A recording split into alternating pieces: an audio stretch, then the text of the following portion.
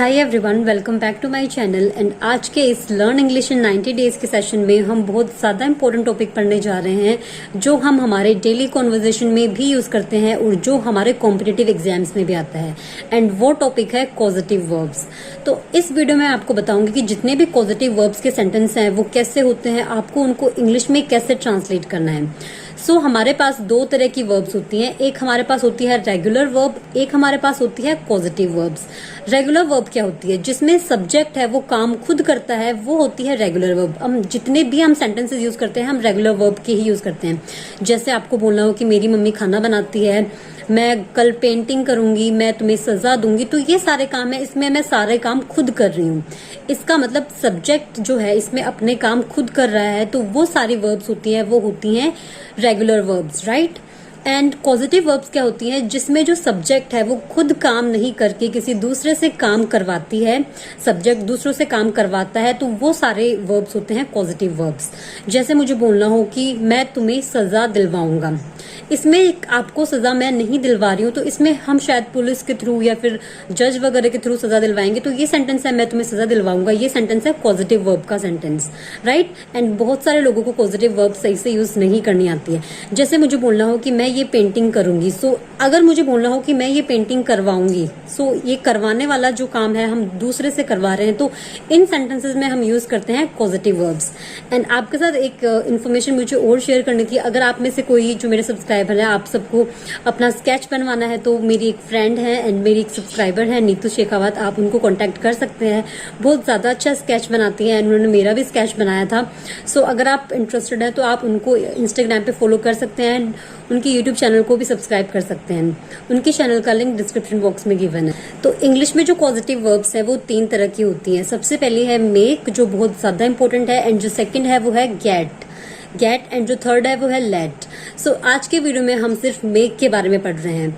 तो मेक का क्या मीनिंग होता है? बनाना, निर्माण करना। लेकिन जब हम इसका पॉजिटिव वर्ब में हम इसका यूज करते हैं, पॉजिटिव वर्ब की तरह यूज करते हैं, तो इसका हिंदी मीनिंग अलग होता है।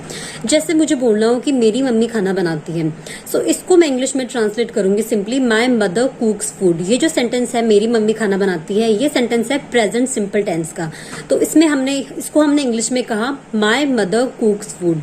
लेकिन अगर मुझे ऐसे बोलना हो कि मेरी मम्मी मुझसे खाना बनवाती है, सो ये जो बनवाना वर्ड है ये हमें शो कर रहा है कि यहाँ पर हमें पॉजिटिव वर्ब यूज करना है। अब हम इसको इंग्लिश में ट्रांसलेट करते हैं। तो इसको इंग्लिश में ट्रांसलेट करने के लिए आपको सबसे पहले क्या करना है? सबसे पहले आपको सब्जेक्ट यूज करना है, देन आपको मेक, मेड या फिर मेड यूज करना है। मेक की सेकंड फॉर्म होती है मेड एंड थर्ड फॉर्म भी इसकी मेड ही होती है। देन आपको ऑब्जेक्ट यूज करना है, क्योंकि यहाँ पे ऑब्जेक्ट मैं हूं कि वो मेरी मम्मी मुझसे खाना बनवाती है। सो इसको मैं इंग्लिश में कहूंगी my mother makes me cook food, right. And अगर ये ऐसा होता कि मेरी मम्मी ने मुझसे खाना बनवाया, तो मैं इसको हिंदी में इंग्लिश में बोलती my mother made me cook food. So आपको बस मेक का जब भी आप यूज करें तो आपको हमेशा ये बात याद रखनी है कि सबसे पहले आपको जो टेंस के हिसाब से ही यूज करना है, मेक, मेड या मेड, राइट। जब मुझे ऐसे बोलना हो कि मेरी मम्मी मुझसे खाना बनवाती है, तो मैंने इसको इंग्लिश में बनाया my mother makes me cook food, right. So my mother makes me, फिर आपको हमेशा वर्ब की फर्स्ट फॉर्म ही यूज करनी है, राइट। चाहे आपका जो टेंस है, जो आपका वाक्य है, वो चाहे पास्ट का हो। जैसे अगर आपको बोलना हो कि मेरी मम्मी ने मुझसे खाना बनवाया, इस केस में भी आप मेड तो यूज करेंगे लेकिन आप आगे कुक फूड ही यूज करेंगे, जैसे my mother made me cook food, right. So बस इतना सा डिफरेंस है जो आपको समझना है पॉजिटिव वर्ब्स यूज करने के टाइम पे। एंड अगर मुझे बोलना हो कि मेरी मम्मी मेरे पापा से खाना बनवाती है, तो आप इसको इंग्लिश में कहेंगे my mother makes my father cook food, right. काफी इजी है। आप जितना हो सके आप अपने डेली कॉन्वर्सेशन वाले जो सेंटेंसेस है उनको आप इंग्लिश में बना के देखिए। इंग्लिश ऐसी लैंग्वेज है कि जितना आप इसको प्रैक्टिस करेंगे उतना ही आपको ज्यादा समझ में आएगी। तो रूल्स आप रट्टा न लगाएं, इसको जितना हो सके आप प्रैक्टिस करें।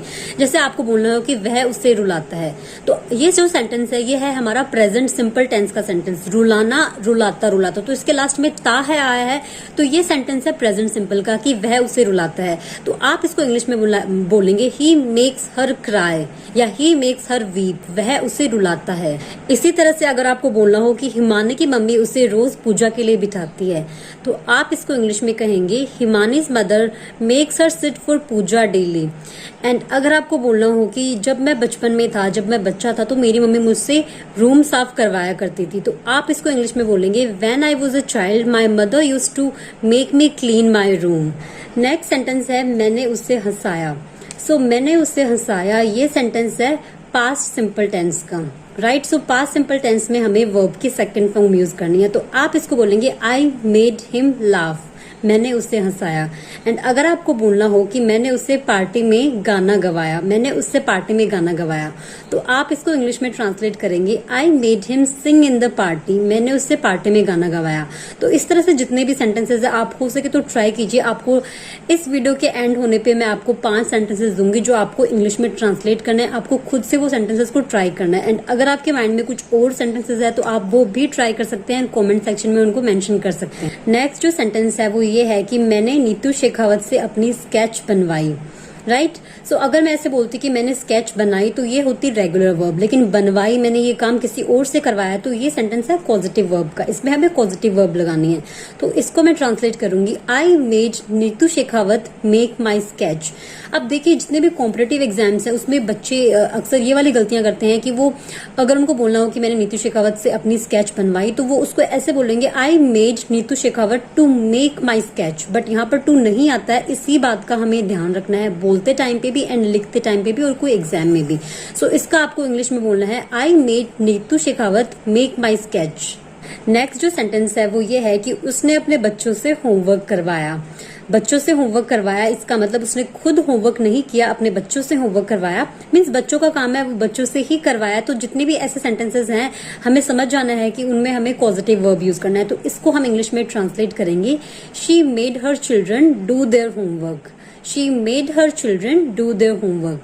एंड अगर आप बोलना चाहते हैं कि मैंने उससे 3 बार माफी मंगवाई तो आप इसको इंग्लिश में कहेंगे I made her apologize for 3 times, I made her apologize for 3 times.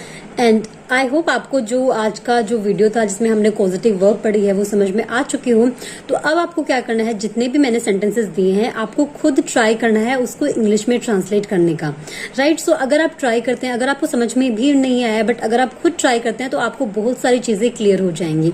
First sentence है किसी भी कीमत पर तुम्हें उसे शादी के लिए तैयार करना है। आपको इसको इंग्लिश में ट्रांसलेट करना है पॉजिटिव वर्ब यूज करके कि तुम्हें किसी भी कीमत पर उसे शादी के लिए तैयार करना है। एंड जो सेकंड सेंटेंस है वो ये है उसने चोर को भगाया, उसने चोर को भगाया। एंड जो थर्ड सेंटेंस है वो ये है उसने तुमसे क्या लिखवाया है, उसने तुमसे क्या लिखवाया। इसमें हमें WH वर्ड यूज करना है और ये हमारा इंट्रोगेटिव सेंटेंस है।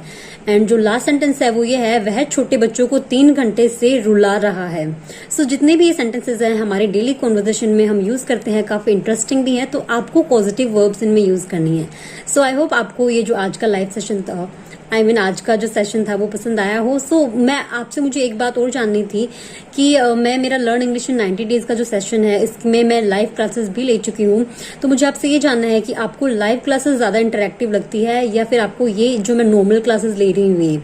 सो आप मुझे कॉमेंट सेक्शन में जरूर बताएं कि जो मेरा लर्न इंग्लिश इन 90 डेज का सेशन है ये मुझे लाइव ही कंटिन्यू करना चाहिए या फिर मुझे वीडियोज बनाना चाहिए, क्योंकि मैं चाहती हूँ कि इसमें जितने भी मैं स्ट्रक्चर्स वगैरह आपको बता रही हूँ वो आपसे मैं लाइव में सब कुछ पूछ सकूँ। सो आप उसमें बहुत ज्यादा इंटरेक्टिव रहते हैं, आप मुझे सब कुछ रिप्लाई करते हैं, तो मुझे लगता है कि आपको सब कुछ समझ में आ रहा है। सो आपको जितने भी सेंटेंसेस हैं इनको इंग्लिश में ट्रांसलेट करना है। And thank you so much for watching this video.